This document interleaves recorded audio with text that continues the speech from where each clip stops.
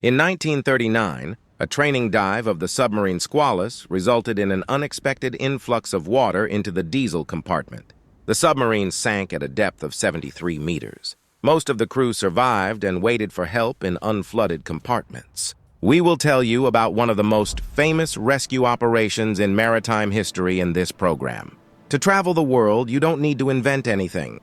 The Tinkoff Travel Service helps you find the best prices for air tickets, returns up to 7% cashback, and allows you to accumulate miles. Tickets to international destinations can be paid for with any Russian bank card. And if you don't have enough money, installments up to 500,000 rubles are provided. The Tinkoff Travel app will not only save your tickets in your personal account, but will also allow you to return or exchange them. Any questions can be easily resolved in the application chat with 24/7 support. Tinkoff also gives promotional code ISTORY1000 for a 1,000 ruble discount on tickets from the Tinkoff seller. The promotional code is valid until October 30th, 2023. So now, booking travel with Tinkoff will become much more convenient and profitable. You can buy air tickets in the Tinkoff application in the City section in the Travel tab and on the Tinkoff website. At the beginning of the 20th century, service on a submarine was considered the most dangerous in the Navy. If the submarine sank, it took the entire crew with it to the bottom. There were cases when sailors remained alive in the compartments of a sunken submarine, but no one could help them due to the lack of any life-saving equipment at that time. This couldn't go on for long. In the USA, one of the submarine commanders, Charles Momsen, nicknamed Swede, decided to change the situation. He invented and personally tested an individual breathing apparatus for surfacing from depths of more than 60 meters, and then made a prototype of a rescue bell for dry escape from a sunken submarine. Once his inventions saved more than a dozen lives. In the early morning of May 23, 1939, the submarine Squalus set sail from the American base in Portsmouth, New Hampshire, heading toward the Atlantic Ocean. There were 59 people on board. The submarine was launched less than a year ago and underwent routine reliability checks. This time, the crew was tasked with practicing the urgent dive maneuver, that is, going underwater at full speed, as if they had encountered an enemy along the way. For Squalus, the next dive was supposed to be the 19th in a row. A message with the coordinates of the dive was sent to the base. The ascent was planned in an hour. At 8:40 in the morning, after all the outboard openings were closed and the corresponding lights were lit, the boat went underwater. The depth gauge needle began to smoothly count down the readings, 5, 10, 15 meters. It seemed that the dive was successfully completed, when suddenly the central post was informed that the diesel compartment was flooded. Water rushed into the hull in a powerful stream through the air supply pipe to the engines. The alarm system was not working properly and showed that all the outboard openings were closed. The team, confident in the tightness of the case, was simply confused, and when people came to their senses and began to close the manual locks, it was already too late. The submarine lost its positive buoyancy and slowly sank to the bottom. Even blowing out the ballast tanks with compressed air did not help. There was too much water inside the hull. 4 minutes had passed since the dive, when Squalus lay down on the ground at a depth of 73 meters. To stop the spread of water, the sailors at the central post battened down the bulkhead hatch, thereby dividing the boat into 2 parts. 26 people were doomed to death in the aft compartments, and 33 people, including the commander, were able to survive in the bow compartments. Suddenly, a new problem arose. The batteries began to spark upon contact with water. To prevent an explosion, electricity on board was completely turned off. It became clear that the submarine itself would not surface. Although the crew had individual breathing apparatus, they did not dare to go to the surface on their own due to the icy water and great depth. We decided to wait for outside help. The commander ordered to release a signal buoy with a built-in telephone and fire 1 flare every half hour, so that someone would discover the sunken submarine. According to some calculations, the Squalus crew should have had enough air for 48 hours. When Squalus did not contact at the appointed time, a search operation began.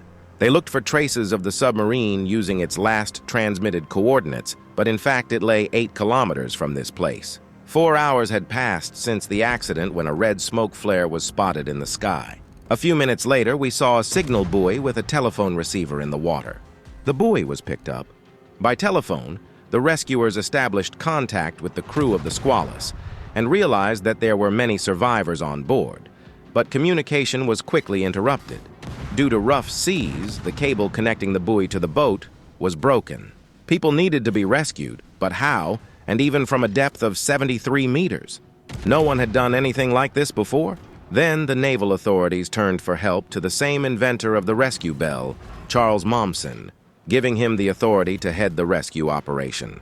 By that time, the bell had been significantly modified and was called a rescue chamber, but was never used in real conditions.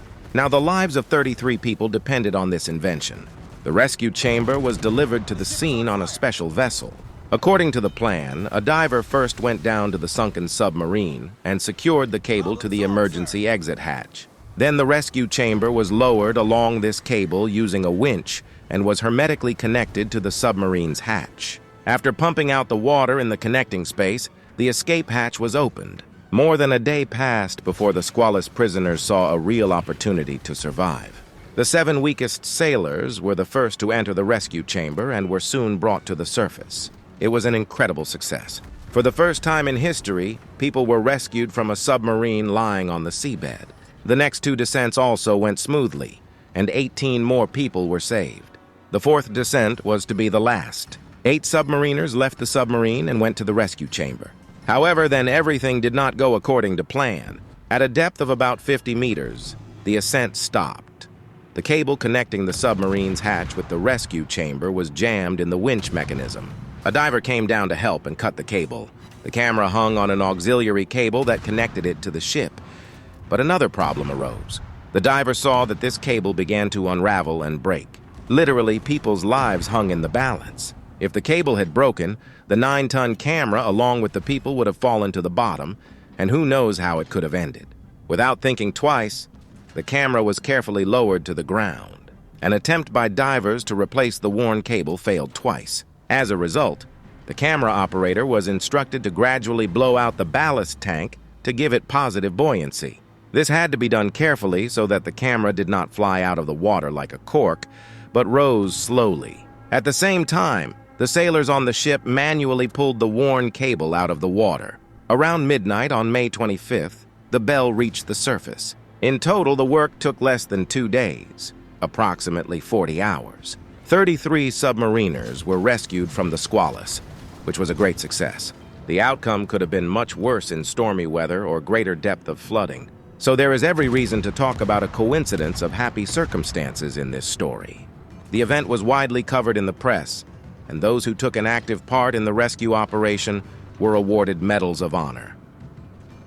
Before it sank, the Squalus submarine was brand new, so the U.S. Navy decided to raise it from the bottom of the ocean. The work was supervised by Charles Momsen. Over the course of several months, the submarine was lifted using pontoons and towed to dry dock. The bodies of 25 submariners were taken out of the aft compartments.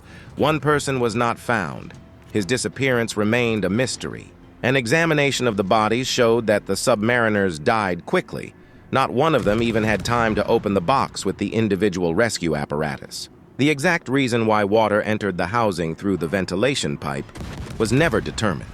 The lifting and repair of the Squalus cost the U.S. budget $1,400,000, a third of the original cost of the boat. In less than a year, Squalus was reintroduced into service under the new name Sailfish. The renamed submarine took part in the Second World War, carried out many combat campaigns, sank many Japanese ships, and repeatedly escaped unscathed from depth charges. After the war, they wanted to cut it into metal, but the public suggested making a monument. In 1946, the Sailfish's conning tower was erected at Portsmouth Naval Dockyard as a monument to the fallen crew of Squalus. Charles Momsen's work in creating a rescue bell was developed and improved by Alan McCann, in whose honor the device was named the McCann Rescue Chamber. In the U.S. Navy, the rescue chamber became the main means of rescuing the crews of sunken boats, and its plans were sent to various countries to make submarines around the world safer. However, after Squalus, not a single submariner was rescued using a rescue chamber. Its use was hampered by underwater currents, the roll or trim of the submarine on the ground. Decades later, the camera was replaced by a self-propelled underwater vehicle controlled by an operator. Such a device can save up to 24 people in one flight and is capable of operating in the most difficult conditions. Charles Momsen was awarded the Distinguished Service Medal for creating a personal breathing apparatus called the Momsen lung, and for personally testing the device at a depth of 61 meters. During World War II, he commanded a submarine squadron. In the post-war years, he was commander of the U.S. Pacific Submarine Fleet. He received many awards and rose to the rank of vice admiral. One of the American destroyers was named after him.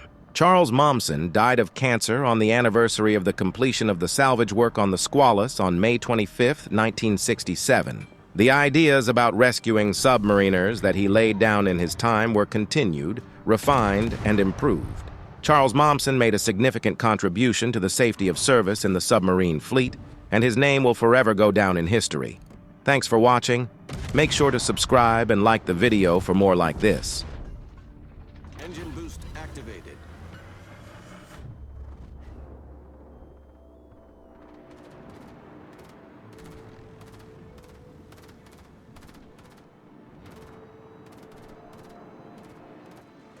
Torpedoes, direct front. The ship is on fire.